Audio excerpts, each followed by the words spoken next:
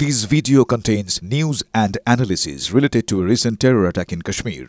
The content may include sensitive visuals and discussions that could be distressing to some viewers. Viewer discretion is advised. We strongly condemn all forms of violence and terrorism. The purpose of the content is solely to inform and create awareness based on verified reports. Top quality और consistent performance के लिए सिर्फ silver pump नाम याद रखना। पहलगाम हमलार 15 दिनेर माथाय भारतेर प्रत्याघात 9টি জঙ্গি ঘাঁটি ধ্বংস করেছে ভারত। ভারতের এয়ার স্ট্রাইকে পিওকের কোটলি জঙ্গি ঘাঁটি তছনছ হয়ে গেছে। ভারতের প্রত্যাঘাতের পর ধ্বংসস্তূপে পরিণত হয়েছে এই জঙ্গি ক্যাম্প।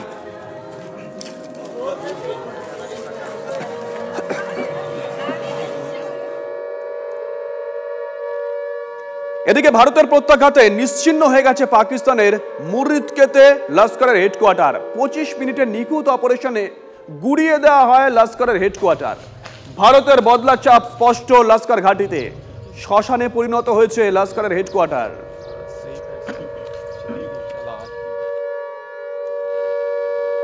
25 মিনিটের একটা অপারেশন আর তাতেই কুপকাত পাকিস্তান।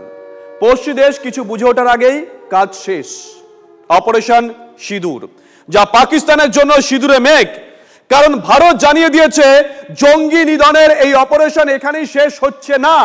পাকিস্তান কোনো বেচাল করলেই আবারও তাদের মুখের ওপর জবাব দেওয়া হবে। দেশের সংসদে দাঁড়িয়ে কার্যত হার মেনে নিয়েছেন পাকিস্তানের প্রধানমন্ত্রী শাহবাজ শরীফ।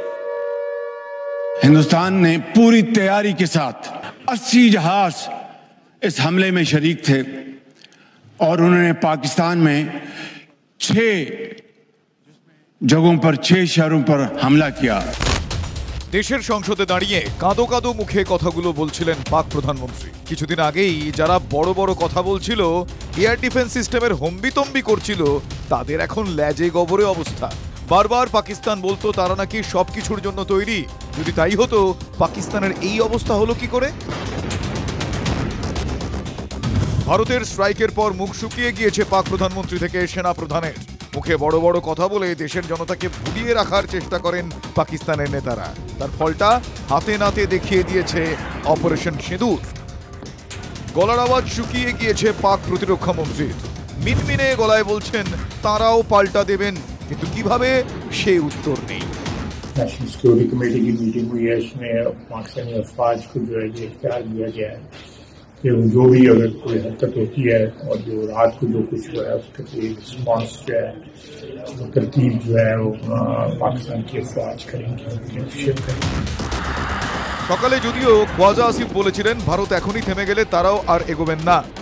If India backs down, we will definitely wrap up these things, but as long we are under attack, under fire, we have to respond, we have to defend our. এগোবিনি বা কোন ভরসায়? সবথেকে কাছের বন্ধু চীনের থেকে যেসব প্রতিরক্ষা সরঞ্জাম কিনেছিল পাকিস্তান, তা কাজেই আসেনি। বিমান প্রতিরক্ষায় অত্যাধুনিক অস্ত্র চীন থেকে কেনে পাকিস্তান।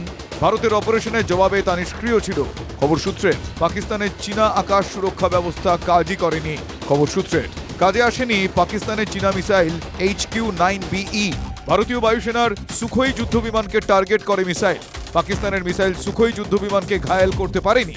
পাকিস্তানের লক্ষ্যভ্রষ্ট চীনা মিসাইল উদ্ধার রাজস্থানে।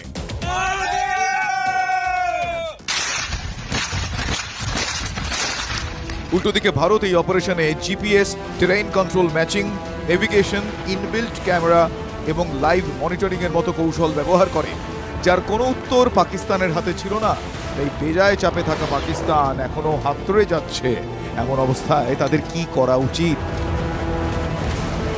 Bureau report, TV9 Bangla.